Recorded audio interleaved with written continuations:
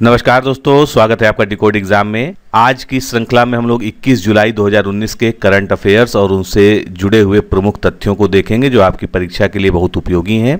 आपने पहले की सीरीज नहीं देखी है तो कंटिन्यूएशन में उसको एक एक करके देखते रहिए, जिससे आपके आने वाले सभी परीक्षाओं के लिए करंट अफेयर्स आपका तैयार हो सके। आप हमारे टेलीग्राम ग्रुप, फेसबुक पेज और फेसबुक ग्रुप से भी जुड़ सकते हैं, जिसका लिंक इस वीडियो के डिस्क्रिप्शन बॉक्स में आपको प्रोवाइड किया गया है। तो दोस्तों चलिए स्टार्ट करते हैं हम आज का करंट अफेयर्स।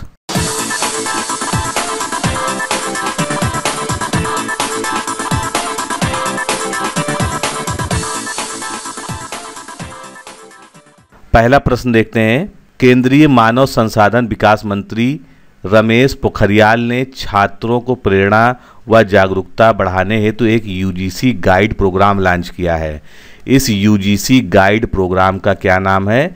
तो ये यूजीसी द्वारा गाइडेड होगा। इसका नाम रखा गया है दीक्षारंभ। दीक्षारंभ प्रोग्राम देश भर के उच्च शिक्षा संस्थानों में छात्रों को प्रेरणा देने, उन्हें जागरूक बनाने तथा शिक्षकों को प्रशिक्षित करने हेतु ministry of human resource development के द्वारा चलाया गया एक यूजीसी गाइडेड प्रोग्राम है।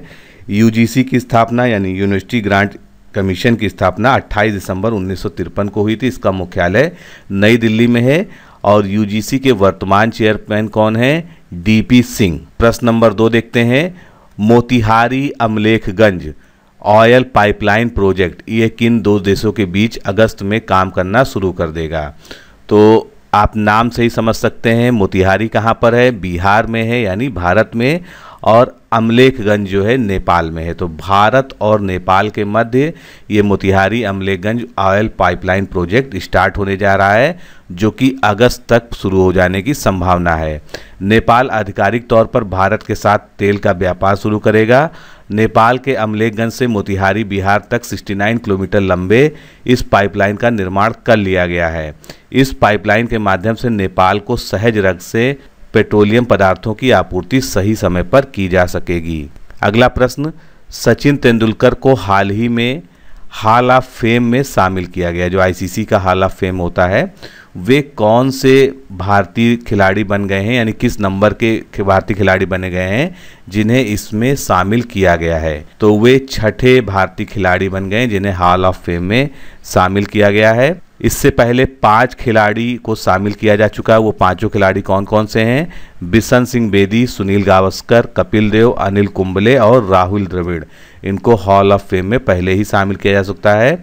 ICC cricket hall of the fame एक सूची है जिसका उद्देश्य क्रिकेट के इतिहास के दिग्गज खिलाड़ियों की उपलब्धियों के लिए उन्हें सम्मानित करना है। सचिन के साथ हॉल ऑफ फेम में दक्षिण अफ्रीका के खिलाड़ी एलन डोनाल्ड को भी शामिल किया गया है। अगला प्रश्न देखते हैं। इंटरनेशनल पुलिस कॉन्फ्रेंस, इसका आयोजन कहाँ पर किया गया? तो इसका आयोजन अभी हाल ही में कहाँ पर किया गया? नई दिल्ली में। इंटरनेशनल पुलिस कॉन्फ्रेंस का आयोजन नई दिल्ली में किया जा रहा है। 25 देशों के रक्षा सामान निर्माणकर्ता कंपनियां भी इस कॉन्फ्रेंस में हिस्सा ले रही हैं और इस कॉन्फ्रेंस की जो थीम है क्या है? शांति और सुरक्षा को और मजबूत करना एक चुनौती। ये इसकी थीम है जो अक्सर पूछी जाती है। अगला प्रश्न। अंतर्राष्ट्रीय ऊर्जा एजेंसी ने भारत की किस योजना की सराहना की है? तो ऊर्जा से संबंधित आप विकल्पों में देख सकते हैं उज्ज्वला योजना है।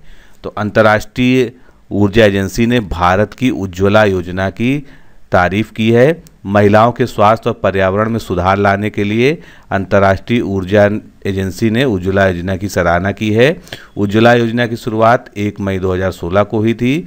अब तक इसमें 7.4 crore gas connection, LPG connection दिए जा चुके हैं और 2020 तक का लक्ष्य रखा गया है 8 करोड़ का।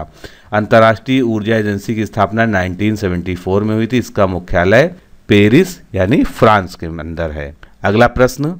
फोर्ब्स पत्रिका 2019 की एक रिपोर्ट के मुताबिक सबसे अधिक अरबपतियों वाला देश कौन सा? यानी ऐसा देश जहां पर सबसे ज्यादा अरबपति निवास करते हैं। तो ऐसा देश है नंबर 1 का अमेरिका। इस रिपोर्ट के अनुसार अमेरिका में 604 अरबपति कुल निवास करते हैं।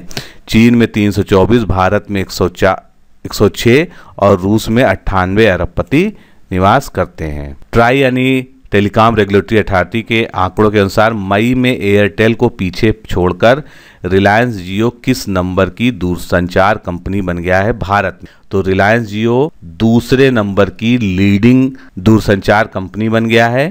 पहले स्थान पर कौन सी कंपनी है? वोडाफोन आइडिया संयुक्त रूप से पहले स्थान पर हैं।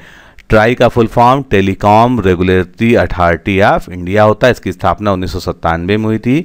इसका मुख्यालय नई दिल्ली में है और ट्राई के जो वर्तमान चेयरमैन हैं वो हैं राम सेवक शर्मा।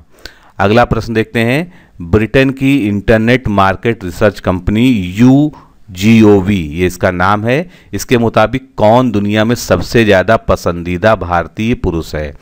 तो अभी एक सर्वे कराया था YouGov ने, उसके अनुसार नरेंद्र मोदी भारत के प्रधानमंत्री सबसे ज़्यादा पसंदीदा भारतीय पुरुष हैं। और दूसरे स्थान पर कौन रहा इस सर्वे में? अमिताभ बच्चन। अमिताभ बच्चन दूसरे नंबर पर सबसे ज़्यादा पसंदीदा भारतीय पुरुष हैं। अगला प्रश्न, निम्नलिखित में से किन्हें प्रधानमंत्री का निजी सचिव अभी हाल ही में नियुक्त किया गया है? तो विवेक कुमार जो कि भारतीय विदेश सेवा के अधिकारी हैं 2004 बैच के, इनको अभी हाल ही में प्रधानमंत्री का निजी सचिव यानी पर्सनल सेक्रेटरी नियुक्त किया गया है।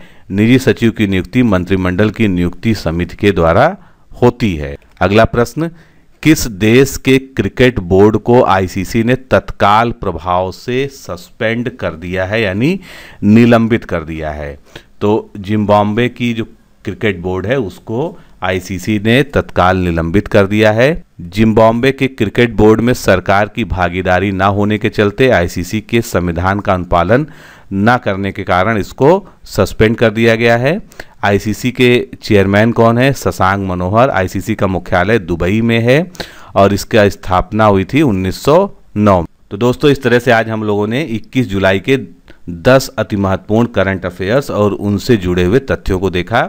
ये डेली सीरीज है। अगर आप पहली बार इस चैनल पर आए हैं तो इसको सब्सक्राइब जरूर कर लीजिए, जिससे आपको इस रेगुलर सीरीज का नियमित रूप से लाभ मिल सके। तो मिलते हैं अगली सीरीज में। नमस्कार, धन्यवाद।